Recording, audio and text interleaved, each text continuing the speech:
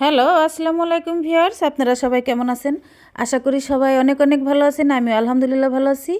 আপনাদেরকে আজকে দেখাতে যাচ্ছি পেঁয়াজের শাই টমেটো আলু দিয়ে সুন্দর একটা মজার ভর্তার রেসিপি।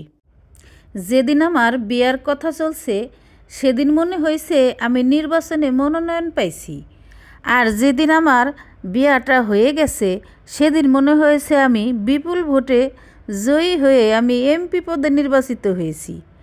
তারপর বিয়ার 6 মাস পর্যন্ত নিজেকে প্রধানমন্ত্রী মনে হয়েছে। কিন্তু ভাই, বিয়ার 1 বছর পর থেকে এখন মনে হয় আমি দুর্নীতির দায়ে ফাঁসে গেছি। আমি হলাম বিরোধী দল, যত দুর্নীতি ঘটে সব আমিই করি। বিশ্বাস করো, নিজেকে এখন যাবজ্জীবন কারাদণ্ডের আসামি মনে হয়। ভাই, এর চেয়ে আমার মৃত্যুদণ্ডই ভালো আছিল। টমেটো বাদে সব কিছু আমি নুন দিয়ে সিদ্ধ করে নিয়েছি, সামান্য একটু পানি দিয়ে। তারপর হচ্ছে যে সেই ফ্রাইং প্যানেই আমি তেল গরম করে নিয়ে শুকনো মরিচ ভেজে নিয়েছি। তারপর হচ্ছে ওই তেলের মধ্যে আমি টমেটোর ফালিগুলো দিয়ে দিয়েছি। টমেটোর ফালিগুলো ভেজে নিয়ে এই উপরের চামড়াটা আমি ছাড়িয়ে নিয়েছি। এখন আমি ওই তেলের মধ্যে সেই সিদ্ধ করা পেঁয়াজের শাই আলু এগুলো দিয়ে দিয়েছি। এগুলো দিয়ে এখন আমি এই যে খুন্তির সাহায্যে একটু এভাবে নেড়ে চেড়ে একটু গুতিয়ে গুতিয়ে ভেঙে চেড়ে নিতে হবে। এই ভর্তাটা কিন্তু দারুণ মজা খেতে। তো দেখুন, এখন আমি শুকনো মরিচ গুঁড়ো করে নিয়েছি হাত দিয়ে। এখন শুকনো মরিচের মধ্যে আমি নুন দিইনি, কারণ ওগুলোর মধ্যে নুন দেওয়া হয়েছে, এখন দিলে বেশি হয়ে যাবে। তো দিয়ে দিয়েছি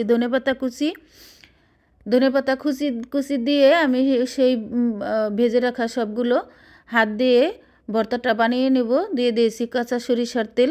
তো বন্ধুরা, ভর্তাটির রেসিপি আপনাদের কাছে কেমন লেগেছে অবশ্যই কমেন্টে জানাবেন। কোথা থেকে দেখছেন সেটাও জানাবেন। আপনাদের কমেন্ট পড়তে আমার খুবই ভালো লাগে। আমি চেষ্টা করব আপনাদের প্রত্যেকটি কমেন্টের রিপ্লাই দেওয়ার জন্য। আর আমার চ্যানেলে নতুন হয়ে থাকলে অবশ্যই চ্যানেলটিকে সাবস্ক্রাইব করবেন।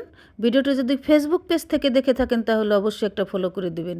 এখন আমি গরম ভাতের সাথে মাখিয়ে মাখিয়ে এই যে খেয়ে নিচ্ছি। কী যে টেস্ট আর কী যে ঘ্রাণ বের হয়েছে, যা বলার বাহিরে। আমি পেট ভরে ভাত খেয়েছি এবং পরের দিন এতই মজা লেগেছে আমি পরের দিন আবারও বানিয়েছি। তো দেখুন, দারুণ সুস্বাদু খেতে। আপনারা বাসায় একবার হলেও ট্রাই করে দেখবেন। আজ তাহলে এ পর্যন্তই। পরবর্তী নতুন কোনো ভিডিও নিয়ে আপনাদের মাঝে হাজির হব। সে পর্যন্ত আপনারা সবাই ভালো থাকবেন, সুস্থ থাকবেন। আমার জন্য সবাই দোয়া করবেন। আল্লাহ হাফিজ।